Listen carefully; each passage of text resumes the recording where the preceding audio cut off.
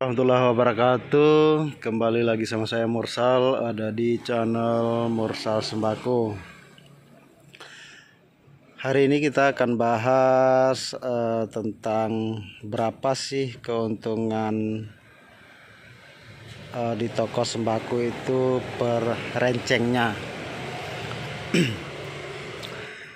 Kalau orang awam mungkin kalau ngedengar, apalagi baru buka toko, terus dia tanya, ini untungnya berapa ya? 300, 200 kita bilang ya per rencengnya. 500 lah paling gede gitu kan. Atau ini jualan kayak gini kapan kayanya katanya. Sementara untungnya cuma 500 rupiah, 700 rupiah, ada bahkan yang 200, 300 rupiah per rencengnya. Itulah memang di toko sembako itu memang seperti itu. Kayak misalnya sampo-sampo yang rencengan kayak gini ya itu paling ada sebagian itu yang cuma 500, ada yang sebagian cuma 700 rupiah per rencengnya itu. Cuma ya kayak gitu, mau gimana lagi. Nggak mungkin per rencengnya itu ngambil untungnya sampai 2000, terus gimana ngejualnya kan. Emang dia udah harga tersendiri, jadi harganya sudah ada di situ. Misalnya Sunsil pasarannya 9.000, sampo clear pasarannya 9.000. Nah di toko kita jual 10.000 sendiri, atau siapa yang beli kan gitu. Nah makanya kenapa kadang orang awam itu yang baru buka toko sembako itu kaget dia, ternyata untungnya cuma segitu gitu. Jadi ada enaknya juga kita sebagai pemilik toko sembako, ada pahitnya juga. Dan jika orang awam menganggapnya kita itu di toko sembako untungnya besar, dan begitu dia buka ternyata untungnya cuma segitu. Bahkan saya punya teman sendiri yang tadinya dia bekerja, terus dia coba buka usaha sembako sendiri. Jadi dia posisinya di situ nggak tahu, dia pas baru buka dia baru tahu untungnya ternyata cuma dapat 200, cuma dapat 300 gitu.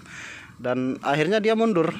Bahkan dia ini kapan suksesnya katanya. Jadi setelah itu dia jual semua warung-warungnya itu, isinya nggak mau lagi jualan sembako. Katanya kayak gitu. Ya intinya nggak mau lagi buka toko seperti inilah gitu. Cuma dia tokonya bukan seperti ini, tapi dia masih retail modal 50 jutaan waktu itu. Dan kata saya memang benar, di toko sembako itu memang jika orang awam nggak tahu ya anggapannya kita itu dapat untung sangat besar gitu. Tapi jika orang sudah tahu, bahkan di rumahnya punya warung, jadi dia paham untung yang kita dapat itu berapa gitu.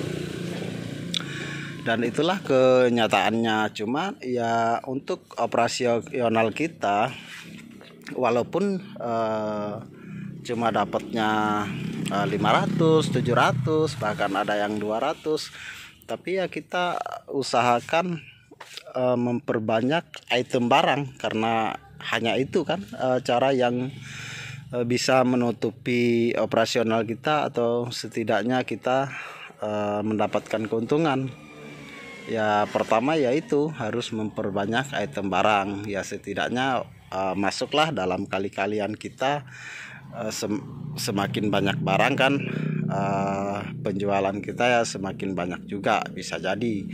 Habis itu karena barang banyak item, jadi untungnya bisa juga lebih banyak, karena kalau 1000 dikali 500 sekian gitu kan.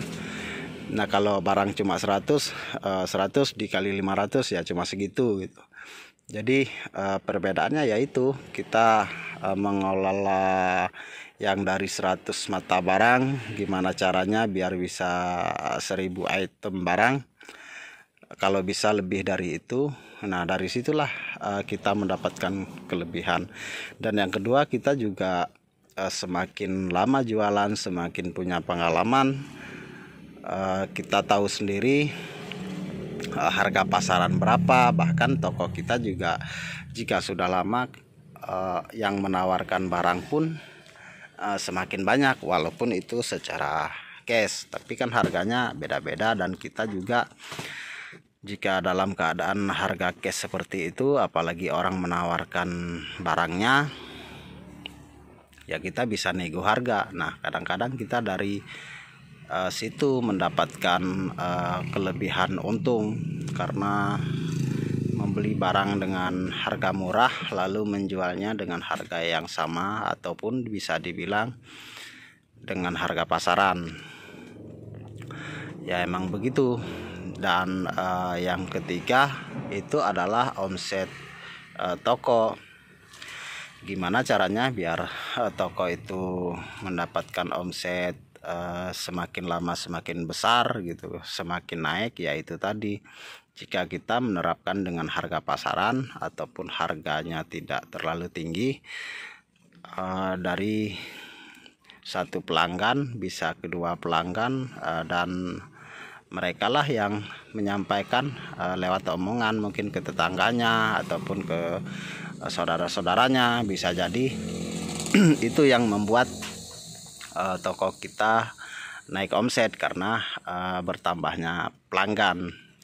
Ya bisa dibilang iklan dari mulut ke mulut. Itu juga jika di toko kita harganya standar ataupun harga pasaran. Lebih bagus lagi jika kita bisa di bawah harga pasaran, ya, menjualnya di bawah harga pasaran. Ya kemungkinan bisa jika kita mempunyai modal yang cukup besar, itu bisa aja sih ngejual di bawah harga, karena kita bisa mendapatkan barang tersebut dengan cara membeli cash. Membeli cash itu pun harganya dengan membeli barang Tempo lewat distributor itu kan lebih murah kita beli cash begitu. Apalagi lewat orang-orang yang menawarkan langsung ke kita. Bahkan di situ kita bisa menego harga. Biasanya sih kalau orang-orang yang nawar barang seperti itu ya harganya bisa dibilang di bawah sales 1.000, bahkan ada yang 2.000. Tapi pinter-pinter kita, jika kita memiliki dana, ya bisa jadi ya, sampai 4-5.000 perbedaan harganya kan gitu. Begitulah keuntungan yang kita dapatkan di toko sembako. Ya seperti inilah, dengan banyak item, banyak juga yang belanja ataupun omset kita banyak, maka dari situ kita akan mendapatkan kelebihan. Walaupun dalam satu mata barang itu cuma 500, kalau satu hari kita bisa menjual barang tersebut dari 20, 30 ataupun 40 juta, ya dikalikan saja kan gitu. Sebenarnya yang paling tipis sekali untungnya untuk di toko semi grosir itu yaitu di rokok. Sebenarnya untungnya bisa dibilang sama, cuma tidak sesuai dengan modal. Makanya rokok itu kebanyakan yang bilang itu untungnya sangat kecil kalau rokok. Iya, kalau dibandingkan dengan modalnya iya, tapi kalau dibandingkan dengan satuan barangnya itu bisa dibilang rokok itu juga setara dengan barang-barang lainnya untungnya, karena di situ ya 500 sampai 1.000-an juga per slotnya kan, per paknya. Cuma dia modalnya ratusan juta kalau buat rokok. Sekarang bayangin aja kita beli Sampurnamil itu modalnya aja sudah per bal itu 2.300.000. Jadi kalau dibagikan per slotnya kita udah dapat modalnya 230.000. Dan harga pasaran rokok Sempurna Mil itu di 231, paling tinggi itu 232.000 kita bisa jual. Itu ya dapatnya ya cuma itu 1.000 ataupun 2.000 harga tertingginya. Kalau dibandingkan dengan barang lain ya sama sebenarnya, barang lain dapatnya 500, tapi kalau dibandingkan dengan modalnya, barang lain kita dapat 500, modalnya cuma 4.500 kadang-kadang kan. Ya itu aja perbedaannya dengan barang lain. Sebenarnya jika kita punya modal besar, menjual rokok pun itu sangat menguntungkan karena dia putarannya itu sangat cepat. Kalau rokok di saya aja putaran rokok sama sembako itu jauh lebih cepat putaran rokok. Rokok per 3 hari itu saya bisa ngabisin 50 juta untuk khusus rokok itu per 3 hari sekali.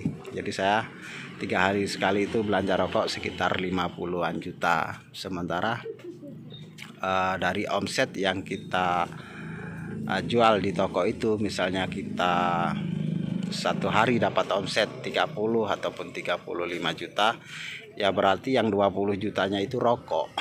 Sisanya baru sembako. Itulah perbedaannya. Bisa dibilang untuk omset besar pun belum tentu untungnya besar kalau rokok yang laku lebih banyak. Jika tidak menjual rokok, laku 10 juta pun mungkin sama orang yang ngejual rokok yang lakunya 30 juta itu masih menang yang lakunya 10 juta tapi dia tidak menjual rokok. Nah, kadang-kadang kendalanya emang rokok itu pemancing. Jadi kalau di toko semi glosir itu pembelinya kan rata-rata retail ya, toko-toko kecil di perumahan ataupun di perkampungan. Jika kita tidak menjual rokok, ya yang lain pun belum tentu jalan karena dia yang dicari utama adalah rokok. Jika rokok udah ada, mereka juga akan membeli seperti gula, terigu, indomie, kopi dan lain-lainnya kan begitu. Itu isi yang saya alami sendiri seperti itu. Oke, itulah keuntungan di toko sembako ataupun di toko semi grosir yang bisa saya jelaskan. Oke, terima kasih. Semoga bermanfaat buat teman-teman semuanya. Assalamualaikum warahmatullahi wabarakatuh.